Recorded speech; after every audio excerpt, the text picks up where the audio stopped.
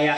तब विवाह में चाहू कीना, प्रभु कई कारण करई न दीना। सुनि मुनि तो ही काहू सरोसा, भजई ते मोहि तहि सकल भरोसा। श्री रामचंद्र जी को अत्यंत प्रसन्न जानकर नारद जी फिर कोमलवाणी बोले, हे राम जी, हे रघुनाथ जी, सुनिए। जब आपने अपनी माया को प्रेरित करके मुझे मोहित किया था, तब मैं विवाह करना चाहता था। हे प्रभु, आपने मुझे किस कारण वो विवाह नहीं करने दिया? प्रभु बोले, हे मुनि सुनो, मैं तुम्हारे हर्ष के साथ कहता हूँ कि जो समस्त आशा भरोसा छोड़कर केवल मुझे ही बसता है, कारण सदा तिनके रखवारी, जिमि बालक रखाई महतारी। गाय शिशु बच्चे अनल अति धाई, तहाँ राखौ जैनी अर गाई।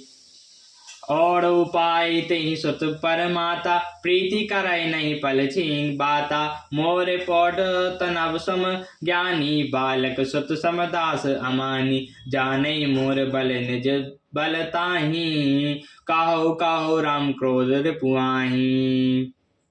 यह विचार पंडित मोहि भज हैं, पापौ ज्ञान भक्ति नहीं तज हैं। मैं सदा उन्हीं के वैसी ही रखवाली करता हूँ जैसे माता बालक की रक्षा करती है। छोटा बच्चा जब दौड़कर आग और सांप को पकड़ने जाता है तो माता उसे अलग करके बचा लेती है। सयाना हो जाने पर उस पुत्र पर माता प्रेम तो करती है, परंतु पिछली बात नहीं रहती।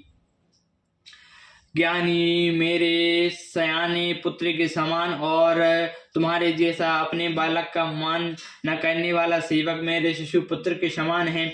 मेरे सेवक को केवल मेरा ही बल रहता है, उसे अपना बल होता है, पर काम क्रोध रूपी शत्रु तो दोनों के लिए हैं। ऐसा विचार का पंडित जन मुझको ही भजते हैं। हे ज्ञान प्राप्त कहे होने पर भी भक्ति को नहीं छोड़ते।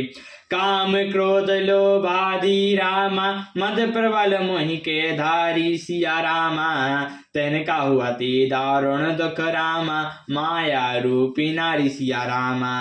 काम क्रोध लोभ और मद आदि मोह ही केवल प्रबल सेना है, उनमें माया रूपिणी स्त्री तो अत्यंत दुख दारुण देने वाली है।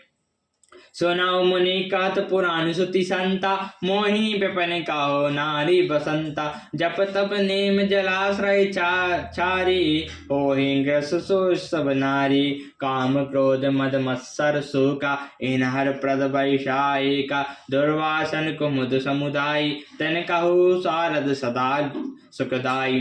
हे मुनि सुनो, पुराण वेद और संत कहते हैं कि मोह रूपी वन के लिए स्त्री बसंत ऋतु के समान है। जब तप नियम